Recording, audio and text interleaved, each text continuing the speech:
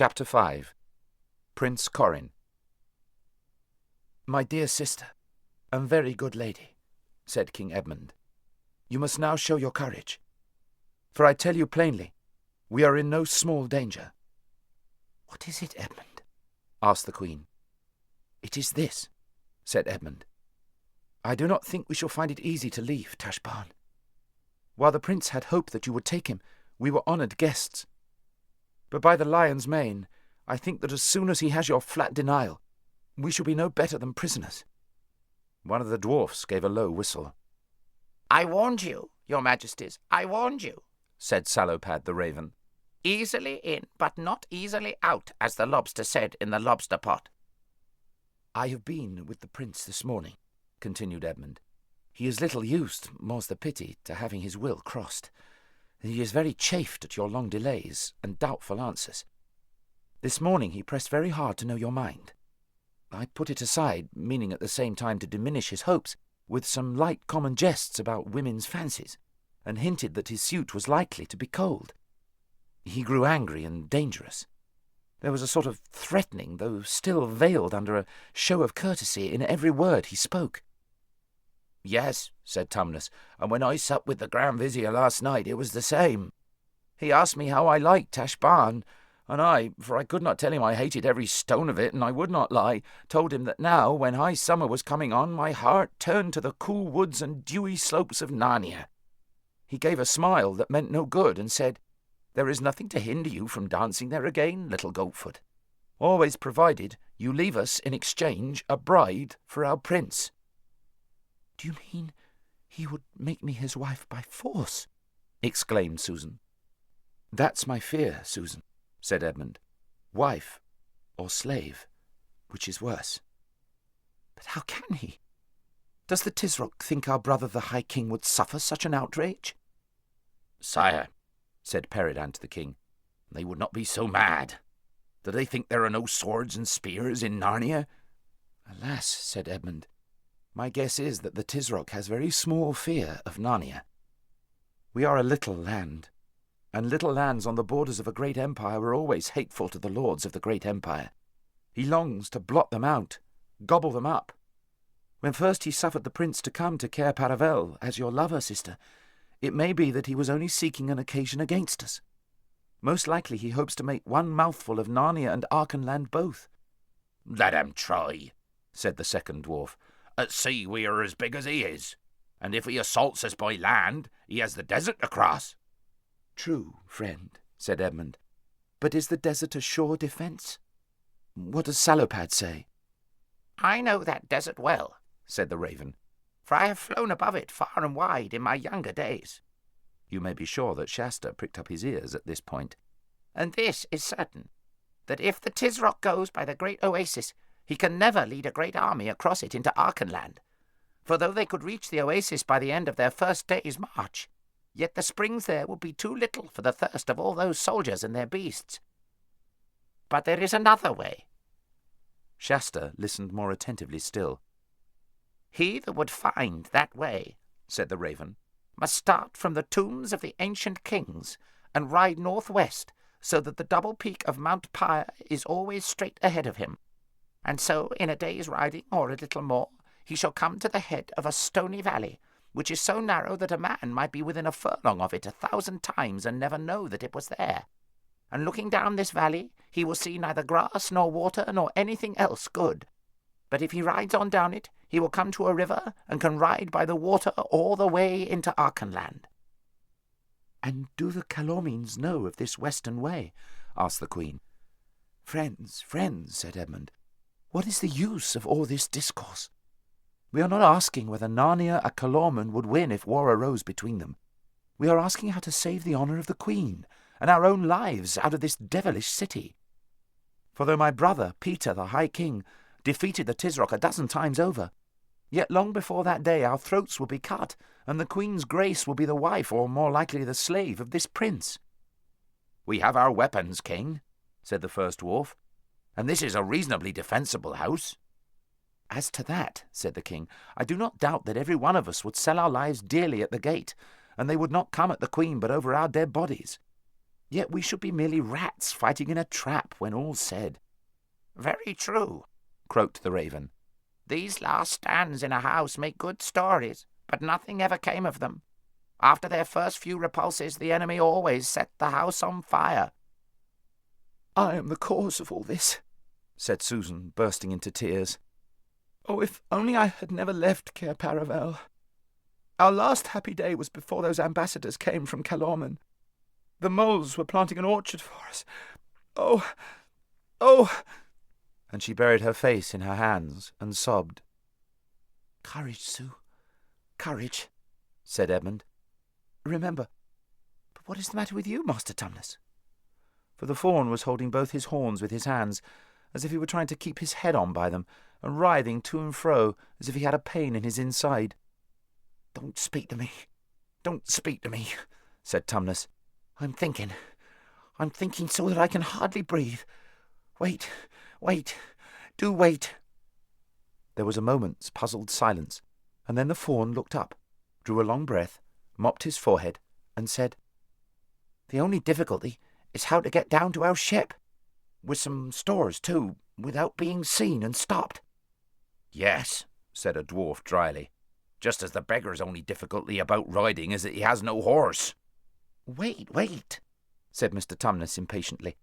"All we need is some pretext for going down to our ship today and taking stuff on board." "Yes," said King Edmund doubtfully. "Well then," said the fawn, "how would it be if your majesties bade the prince to a great banquet to be held on board our own galleon, the Splendor Hyaline, tomorrow night, and let the message be worded as graciously as the queen can contrive without pledging her honour, so as to give the prince a hope that she is weakening?" "That is very good counsel, sire," croaked the raven. "And then," continued Tumnus excitedly, "everyone will expect us to be going down to the ship all day, making preparations for our guests, and let some of us go to the bazaars and spend every minute we have at the fruiterers and the sweetmeat sellers and the wine merchants, just as we would if we were really giving a feast. And let us order magicians and jugglers and dancing girls and flute players, all to be on board tomorrow night." I see, said King Edmund, rubbing his hands. "And then," said Tumnus, "we'll all be on board tonight.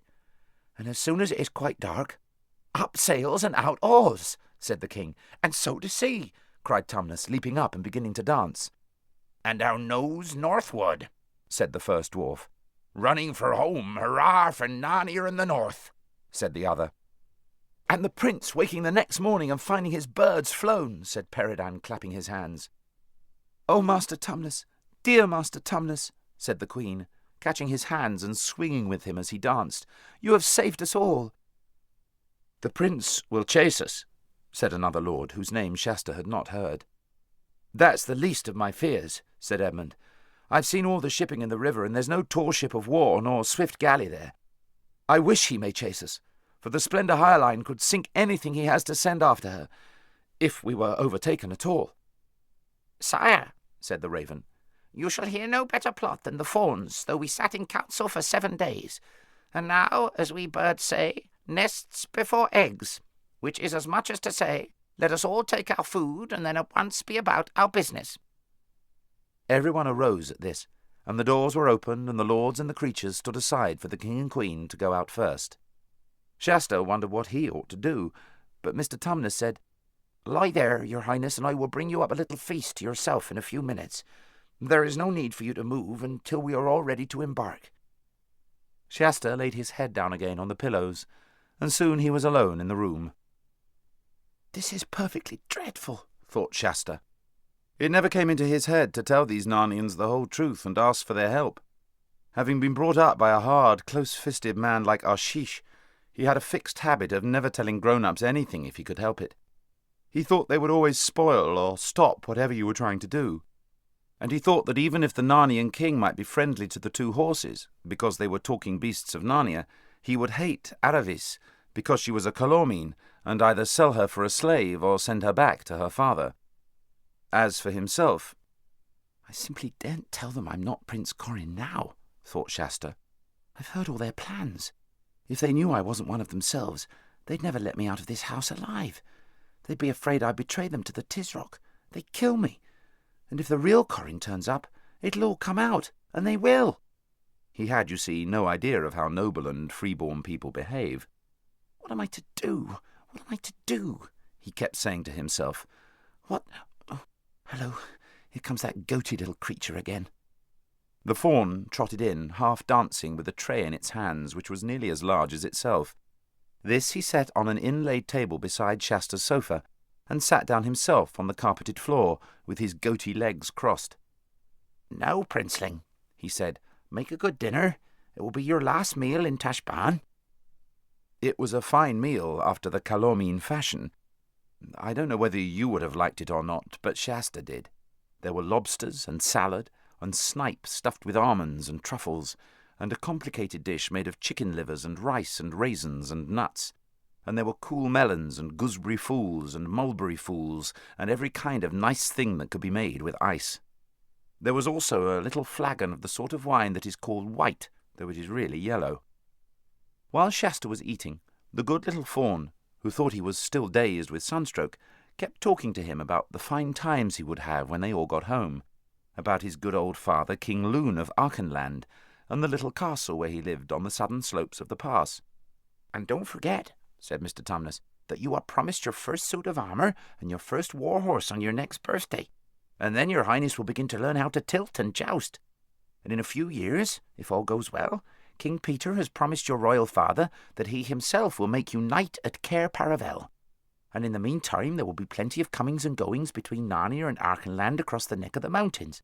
And of course you remember you have promised to come for a whole week to stay with me for the summer festival, and there'll be bonfires and all-night dances of fauns and dryads in the heart of the woods, and who knows, we might see Aslan himself."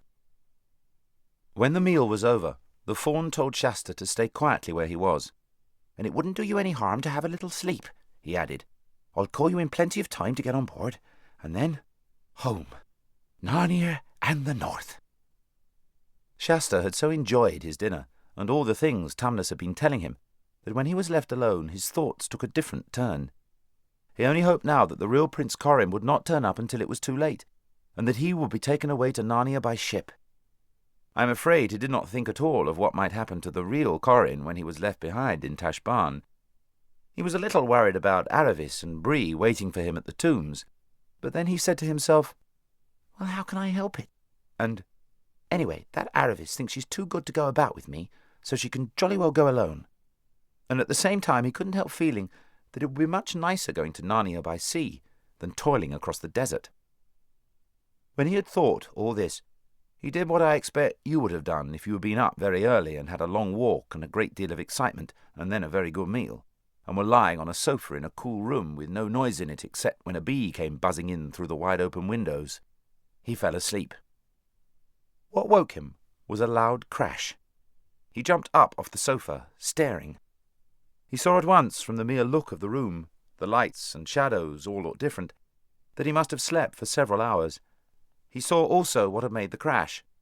A costly porcelain vase which had been standing on the window-sill lay on the floor broken into about 30 pieces. But he hardly noticed all these things. What he did notice was 2 hands gripping the window-sill from outside. They gripped harder and harder, getting white at the knuckles, and then came up a head and a pair of shoulders.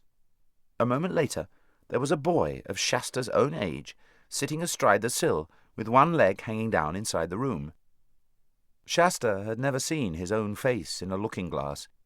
Even if he had, he might not have realized that the other boy was, at ordinary times, almost exactly like himself. At the moment this boy was not particularly like anyone, for he had the finest black eye you ever saw, and a tooth missing, and his clothes, which must have been splendid ones when he put them on, were torn and dirty, and there was both blood and mud on his face. "Who are you?" said the boy in a whisper. "Are you Prince Corin?" said Shasta. "Yes, of course," said the other. "But who are you?" "I'm nobody. Nobody in particular, I mean," said Shasta. "King Edmund caught me in the street, and mistook me for you. I suppose we must look like one another. Can I get out the way you've got in?" "Yes, if you're any good at climbing," said Corin. "But why are you in such a hurry? I say, we ought to be able to get some fun out of this being mistaken for one another." No, no, said Shasta. We must change places at once. It'll be simply frightful if Mr. Tumnus comes back and finds us both here. I've had to pretend to be you. And you're starting tonight, secretly. And where were you all this time? A boy in the street made a beastly joke about Queen Susan, said Prince Corin, so I knocked him down. He ran howling into a house and his big brother came out. So I knocked the big brother down. Then they all followed me until we ran into 3 old men with spears who were called the Watch. So I fought the Watch, and they knocked me down. It was getting dark by now. Then the Watch took me along to lock me up somewhere. So I asked them if they'd like a stoup of wine, and they said they didn't mind if they did. Then I took them to a wine shop and got them some, and they all sat down and drank till they fell asleep. I thought it was time for me to be off, so I came out quietly, and then I found the first boy, the one who had started all the trouble, still hanging about. So I knocked him down again. After that I climbed up a pipe onto the roof of a house and lay quiet till it began to get light this morning. Ever since that I've been finding my way back. I say, is there anything to drink? No, I drank it, said Shasta. And now, show me how you got in. There's not a minute to lose. You'd better lie down on the sofa and pretend. But I forgot. It'll be no good with all those bruises and black eye. You'll just have to tell them the truth once I'm safely away. What else did you think I'd be telling them? Asked the prince with a rather angry look. And who are you? There's no time, said Shasta in a frantic whisper. I'm a Narnian, I believe. Something northern, anyway. But I've been brought up all my life in Calormen, and I'm escaping across the desert with a talking horse called Bree. And now, quick, how do I get away? Look, said Corin, drop from this window onto the roof of the veranda, but you must do it lightly, on your toes, or someone will hear you. Then along to your left, and you can get up to the top of that wall if you're any good at all as a climber. Then along the wall to the corner, drop onto the rubbish heap you will find outside, and there you are. Thanks, said Shasta, who was already sitting on the sill. The 2 boys were looking into each other's faces, and suddenly found that they were friends. Goodbye, said Corin, and good luck. I do hope you get safe away. Goodbye, said Shasta. I say, you have been having some adventures. Nothing to yours, said the prince. Now drop, lightly I say, he added as Shasta dropped. I hope we meet in Archenland. Go to my father, King Loon, and tell him you're a friend of mine. Look out, I hear someone coming.